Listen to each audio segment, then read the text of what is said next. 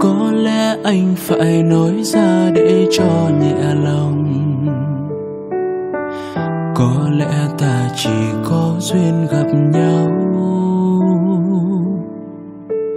Em là người con gái anh đã yêu rất nhiều. Chắc em cũng biết điều đó phải không?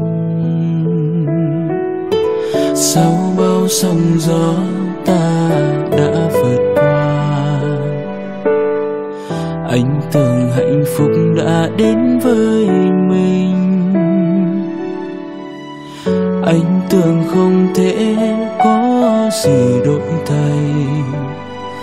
Nào ngờ cuộc sống không cho ta trọn vẹn ước mơ. Khi tình yêu không còn như xưa, con người cũng thay đổi cách nhìn. Và giờ em nhìn anh chỉ là một người yêu cũ thôi sao? Anh là người thứ mấy trong danh sách những người em yêu. Em hãy nói thật đi, trong em anh ở vị trí bao nhiêu?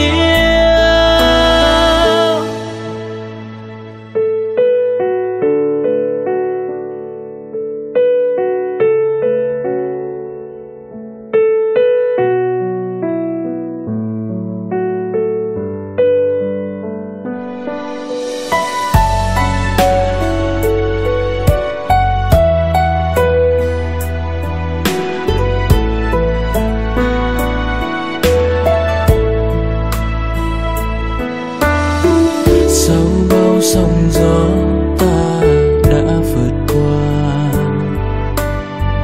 Anh tưởng hạnh phúc đã đến với mình. Anh tưởng không thể có gì đổi thay.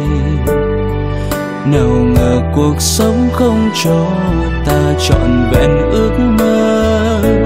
Khi tình yêu không còn như xưa, con người cũng thay đổi cách nhìn. Và giờ em nhìn anh chỉ là một người yêu cũ thôi sao? Anh là người thứ mấy trong danh sách những người em yêu. Em hãy nói thật đi, trong em anh ở vị trí bao nhiêu? Đối với anh nếu không thể đến bên nhau thì đó vẫn là một hạnh phúc ngỡ anh trân trọng. Mặc dù không được bao lâu, dù đối phương kia là ai, chỉ cần đã một lần chạm vào trái tim anh sẽ giữ trọn niềm yêu thương. Nhiều khi anh cũng không thể hiểu nổi chính mình. Có lẽ anh sẽ phải quên một cuộc tình, chắc sẽ phải tình rất thôi. Khi tình yêu không còn như xưa, con người cũng thay đổi cách nhìn. Và giờ em nhìn anh chỉ là một người yêu cũ thôi sao? Anh là người thứ mấy trong danh sách những người em yêu. Em hãy nói thật đi, trong em anh ở vị trí bao nhiêu?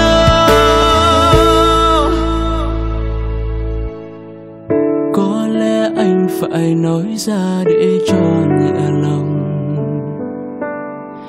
Có lẽ ta chỉ có duyên